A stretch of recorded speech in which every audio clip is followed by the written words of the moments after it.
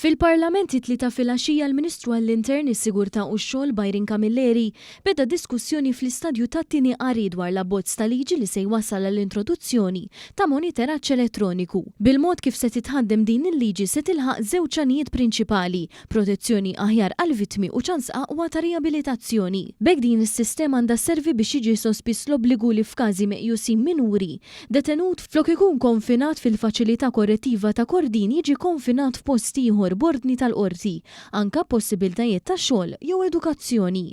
Dan biex tkun iffaċilitata l-integrazzjoni tagħhom lura fis-soċjetà. Il-Ministru Bajrin Camilleri spjega fid-dettall x'inhu dan l-apparat. X'inhu electronic monitoring? Hija brazzoletta li tintlibes minn persuna, ħafna drabi ma' saqaj, hija brazzoletta li tuża t-teknoloġija, illi tibgħat continuous location ta' dak il-persuna u tuża ċertu teknoloġija marbuta ma' ċertu regoli illi jkun hemm marbuta magħha. Sadan it-tant il-Ministru spjega li l-monitoraġġ elettroniku ikun possibbli li jinħareġ fi 3 raġunijiet speċifiċi. Dan fosthom b'ordni mill-Qorti tal-Ġustizzja f'sentenza ta' mhux aktar minn sena ħabs. Iżda dik l-ordni m'għandix tapplika meta l-persuna tinstab ħatja ta' reat li jista' jkun suġġett għal aktar minn 2 sentejn priġunerija.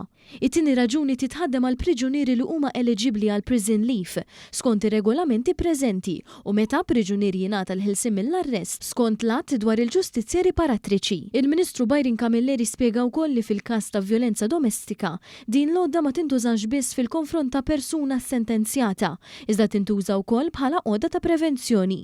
Hawnhekk elenka li wara parir minn attivisti u professjonisti se tkun qed tiġi ppreżentata emenda fi stadju ta' kumitat tal-abbozzi tal-liġijiet tal-Parlament li tagħti fakultà lill-vittma dejjem jekk trid li tkun monitored ukoll b'mod volontarju biex tkun protetta aħjar.